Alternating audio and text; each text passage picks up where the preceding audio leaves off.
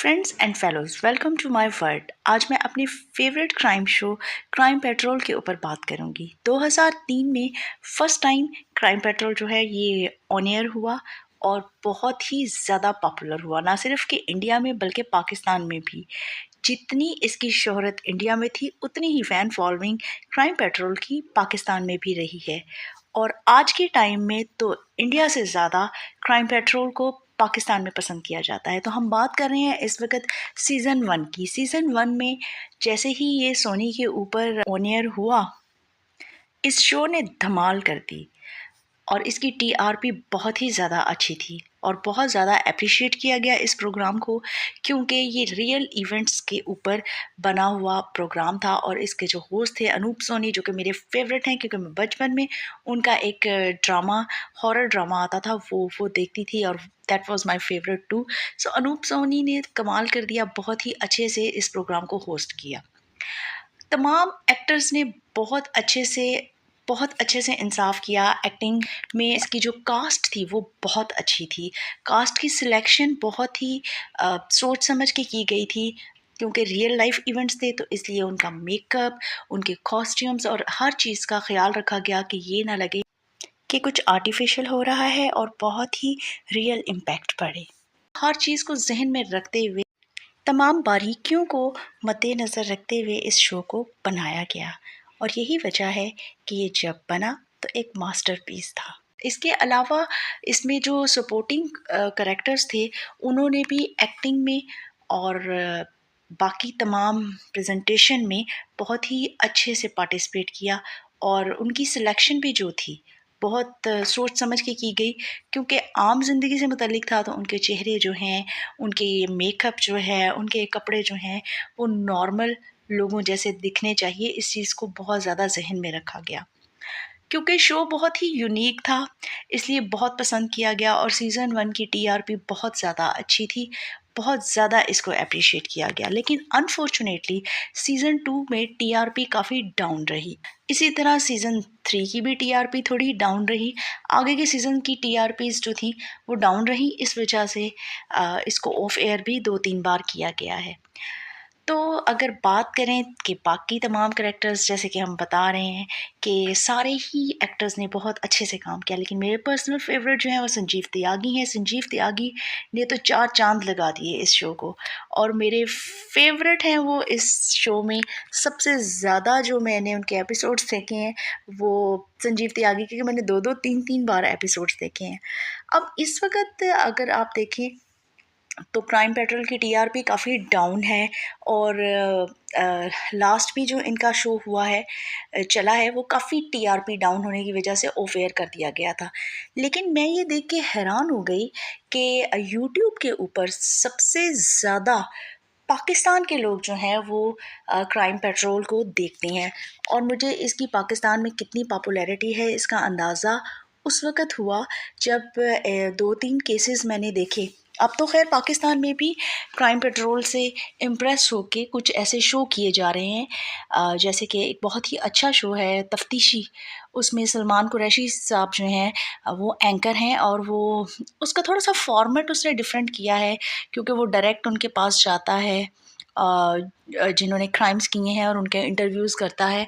लेकिन मतलब उसको बहुत पसंद किया जा रहा है और जब उसके मैंने शोज़ देखे तो मैंने ये अंदाज़ा किया कि क्राइम पेट्रोल से बहुत सारे लोगों ने आइडियाज़ भी लिए हैं मर्डर्स करने के।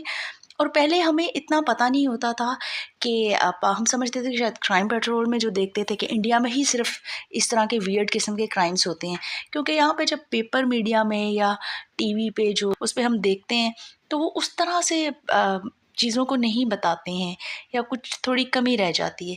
लेकिन जब से तफ्तीशी का मैंने वो चेक किया तो मुझे पता चला कि पाकिस्तान में भी इसी लेवल के क्राइम्स होते हैं।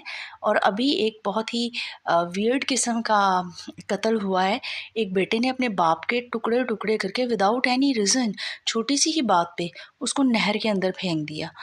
ऐसे भी मुजरिम रहे हैं जिन्होंने बाकायदा बताया है कि हमने क्राइम पेट्रोल में देखा था, तो वहाँ से हमें ये आइडिया आया मर्डर का और वहाँ से हमें ये आइडिया आया कि इस तरह से हम छुप भी सकते हैं।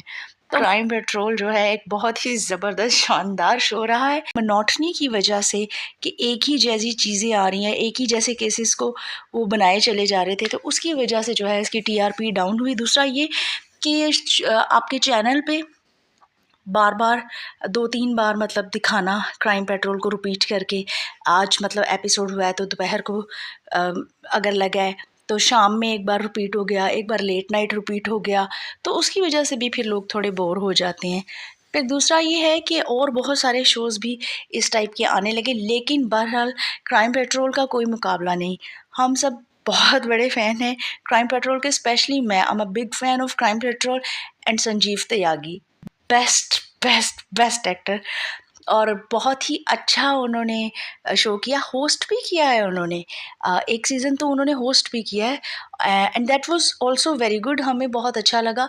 लेकिन इंडिया में अनफॉर्चुनेटली उसकी टीआरपी बहुत कम रही। आप अपने कमेंट्स ज़रूर कीजिएगा कि आपको कौन सा क्राइम शो बहुत पसंद है और आप क्या सोचते हैं कि क्राइम पेट्रोल की टीआरपी डाउन क्यों हुई। मुझे तो यही लगा कि क्योंकि केसेस जो हैं वो सिमिलर थे, अलग अलग ज़रा थोड़े मुख्तलिफ केसेस अगर चूज़ करते तो जो बाकी सीजन्स भी थे वो भी बहुत अच्छे जाते।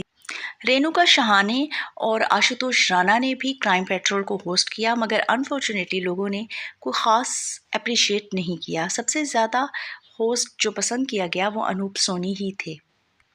इसकी एक वजह तो ये है कि अनूप सोनी ने वाकई इसको होस्ट किया ही बहुत अच्छे से था। दूसरा ये है कि क्योंकि फ़र्स्ट टाइम से अनूप सोनी को ही ज़्यादा देखा गया इस फर्स्ट सीज़न से और बहुत अप्रिशिएट किया गया, तो आदत हो गई थी शायद लोगों को अनूप सोनी को ही देखने की। तो इस वजह से अनूप सोनी ने जून से शो और सीज़न जो हैं वो होस्ट किए, वो बहुत ज़्यादा पसंद किए गए। अनूप सोनी ने बीच में आके बिकॉज़ उनको फ़िल्मों में ज़्यादा टाइम देना था, तो इस वजह से उन्होंने अपना कॉन्ट्रैक्ट ख़त्म भी किया क्राइम पेट्रोल के साथ। उसका भी क्राइम पेट्रोल की टीआरपी के ऊपर बहुत बुरा असर पड़ा। जब पाकिस्तान में क्राइम पेट्रोल से मुतासिर होके शो बनना शुरू हुए, तो हमें पता चला कि पाकिस्तान में भी क्राइम्स बहुत ज़्यादा होते हैं। वरना हम पहले यही समझते थे कि सिर्फ इंडिया में ही ज़्यादा क्राइम्स जो हैं वो होते हैं, पाकिस्तान में उसकी निस्बत थोड़े कम होते हैं। नहीं, लेकिन ऐसी बात नहीं है। पाकिस्तान में भी बहुत ज़्यादा क्राइम हो रहे हैं। क्राइम्स की रेशो बढ़ने की वजह जो है वो मेंटल सिकनेस, फ्रस्ट्रेशन और डिफरेंट टाइप के साइकोलॉजिकल बैरियर्स हैं। जब आप मेंटली हेल्दी नहीं होंगे तो उस वक़्त आपका रुझान गलत कामों में और क्राइम्स की तरफ बढ़ता चला जाता है। एक हेल्दी माइंड जो है वो क्राइम्स की तरफ बहुत, ख़ास करके इतने ब्रूटल क्राइम्स की तरफ बहुत कम माइल होता है। फ्रस्ट्रेशन की वजह से क्रूएलिटी बढ़ती चली जा रही है लोगों में, और इसके अलावा क्योंकि लोगों के इकोनॉमिकल जो इश्यूज़ हैं वो बहुत बढ़ गए हुए हैं, उस वजह से भी लोग में बर्दाश्त का जो मादा है वो इस कदर कम हो गया है कि एक दूसरे के ऊपर बस बॉम्ब की तरह ब्लास्ट हो जाते हैं।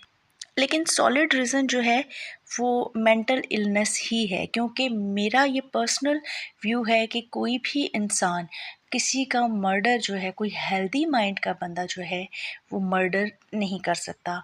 मर्डर करने का मतलब है you are not mentally healthy, you are sick. Psychological barriers की वजह से ज़्यादा क्राइम्स की जो रेशो है वो बढ़ती चली जा रही है।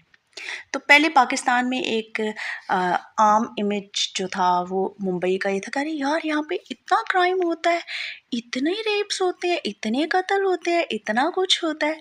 लेकिन अब now we can understand this thing कि लाहौर में भी बहुत क्राइम होता है। जैसे कि मुंबई में पूरे इंडिया से लोग जॉब्स लेने के लिए और काम करने के लिए, बिज़नेस के लिए आते हैं, इसलिए रंग बिरंगे लोग वहाँ पे आएंगे, तो फिर क्राइम्स उस तरह से बढ़ता चला जाएगा। मतलब सब लोग ही, हर तरफ के जो लोग हैं वो वहाँ पे मिल के क्राइम्स कर रहे होते हैं। पूरी कंट्री के तमाम लोग वहाँ पे आए होते हैं, कोई कहाँ से, कोई किसी इलाके से, कोई किसी इलाके से, तो फिर वो क्राइम की रेशो जो है वो वहाँ पे थोड़ी उन इलाकों में बढ़ जाती है। इसी तरह लाहौर में पूरे पाकिस्तान से लोग जो हैं वो आते हैं बिज़नेस के लिए भी, जॉब्स के लिए भी। तो इस वजह से यहाँ पे भी क्योंकि भांत भांत के लोग होते हैं, तो हर इलाके को रिप्रेजेंट करते हैं, तो क्राइम्स को भी समझें आप कि भांत भांत के लोग आके मुंबई या लाहौर जैसे बड़े सिटीज़ में जो हैं वो रिप्रेजेंट करते हैं। तो एक और बात कि वहाँ पे पहले हम देखते थे कि आश्रम्स में ये होता है, वो होता है। यहाँ पे भी हम सुनते थे मदरसों में ये होता है, वो होता है। मतलब बहुत क्राइम्स होते हैं। लेकिन अब आप अगर देखें तो दाता दरबार के सामने जो कुछ होता है, जिस्म फ़रोशी से लेके मंशियात फ़रोशी तक और हर किस्म का क्राइम दाता साहब के सामने भी होता है।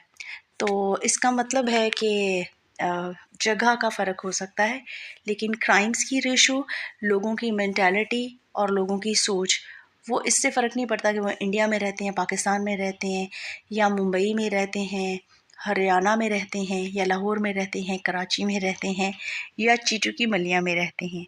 क्राइम का ताल्लुक सिर्फ मेंटालिटी से होता है।